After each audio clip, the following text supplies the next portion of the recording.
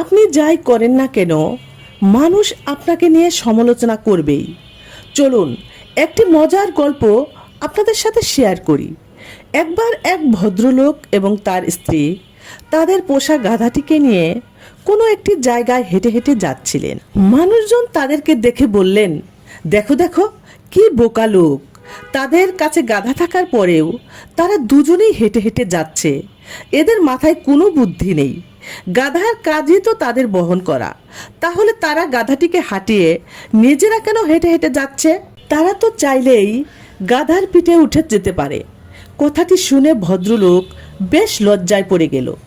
লজ্জায় পড়ে তিনি এবং তার স্ত্রী দুজনে এবার গাধার পিঠে চড়ে যেতে লাগলেন। তখন চারপাশ থেকে আবার মানুষ দেখে বলল, দেখো লোকগুলো কি নির্দয়, তারা দুজনে মিলে এই ছোট্ট গাধাটির পিঠে চড়ে উঠেছে। গাধাটির কথা তারা একবারও চিন্তা করলো না। নির্দয় পাষাণের মতো দুজন মোটা মোটা লোক এই গাধাটির পিঠে চড়ে চলে যাচ্ছে। এইবারও তাদের কথা শুনে ভদ্রলোক আবার লজ্জায় পড়ে গেলেন। এবার তিনি তার স্ত্রীকে গাধার পিঠে চড়িয়ে তিনি হেঁটে যাচ্ছিলেন। এইবার আবার আরেকজন লোক বলল, দেখো দেখো কেমন বউ পাগল লোক, বউকে গাধার পিঠে চড়িয়ে নিজেই হেঁটে যাচ্ছেন। এমন বউ পাগল লোক আমি আগে কখনো দেখিনি। ভদ্রলোক আবারও তার সিদ্ধান্ত পরিবর্তন করে ফেললেন। এবার তিনি গাধার পিঠে চড়ে স্ত্রীকে হাঁটিয়ে নিয়ে যাচ্ছিলেন।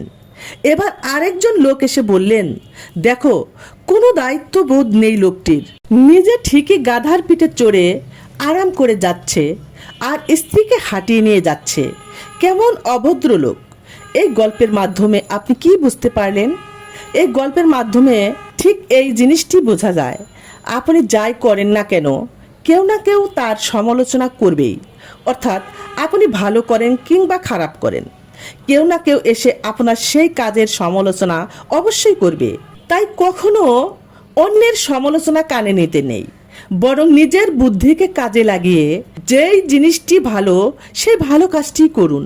এমন কাজ করুন যেন অন্য কারো ক্ষতি না হয়। কিন্তু অন্যের সমালোচনা শুনে কখনোই নিজের সিদ্ধান্ত বদলাতে যাবেন না, বরং নিজের ক্যালকুলেশন ব্যবহার করে, নিজের মেধা ব্যবহার করে সঠিক কাজটি করুন। এবং আপনি সেই সঠিক কাজটি করার পরে যদি কেউ আপনার সমালোচনা করে, তাহলে তার কথা আপনি এক কান দিয়ে শুনবেন, আরেক কান দিয়ে সুন্দর করে বের করে দিবেন এবং নিজের সিদ্ধান্তে অটল